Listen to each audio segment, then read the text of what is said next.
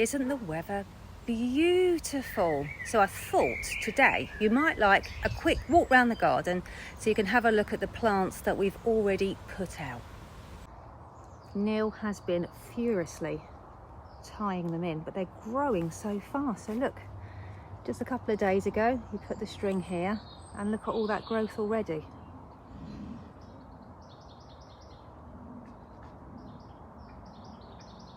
Absolutely fabulous. And you can also see how thick the stems are. If I put my hand in just for contrast, look at that. Gigantic sweet peas. There is something so special about the first sweet peas of the season, isn't there? They smell incredible. But it is a good job that we check our plants regularly, because look, if my eyes do not deceive me, those are cabbage white butterfly eggs. I think so anyway. Doesn't really matter. I'm going to take this leaf, eggs and all, off of this plant and away from my sweet peas. How rude. Don't eat my sweet peas. There we go. Gone. My plants are now out of danger. The Orlea is not far away now, is it? Look at that. A sea of green spires. We've even got the odd flower already open. And then here's the patch of Ceranth, looking absolutely incredible. The bees are buzzing around.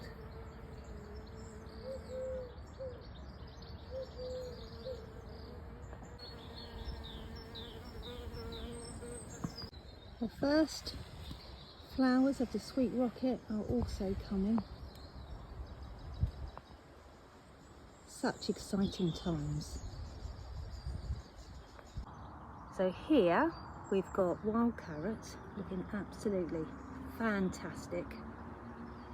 And then also next door we have Ammomagus.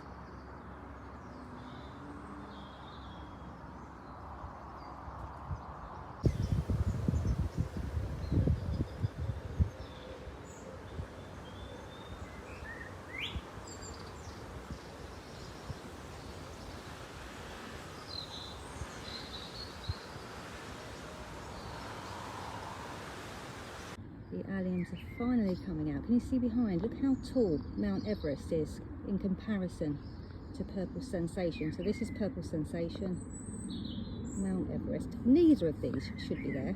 We should have dug them all up and moved them to the front garden. Never mind. It's only when you start digging up plants to move them that you really realise quite how many you've got. Snapdragons are coming on beautifully, but they're so behind compared to previous years. But that's all right, because we've got all that to come still. Before I forget, here are the outdoor ranunculus, and you can see, look, we're starting to get some shoots now. This needs a weeding.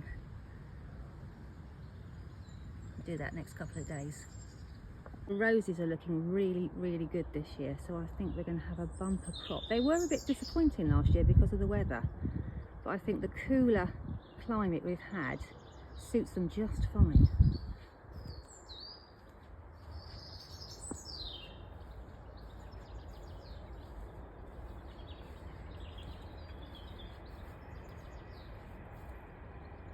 Looking good. Looking tall, goodness. That's nearly as tall as me. But in this run we have the cornflowers, as you can see, the larkspur and the sweet rocket I showed you earlier.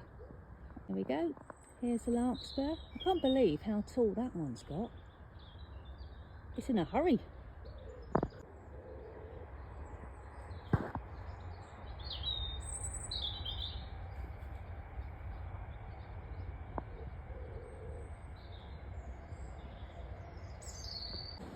And a big step back, and I'd better shut up now because Neil wants his music on. I said he couldn't, not until I've spoken to you. I almost forgot the breezer. It's just here behaving itself, looking beautiful. It should really start to shoot up now.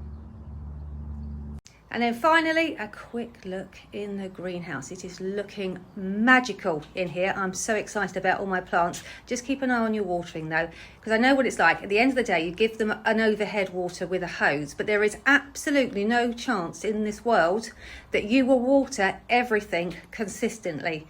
And you can find that some plants will drink more water than others.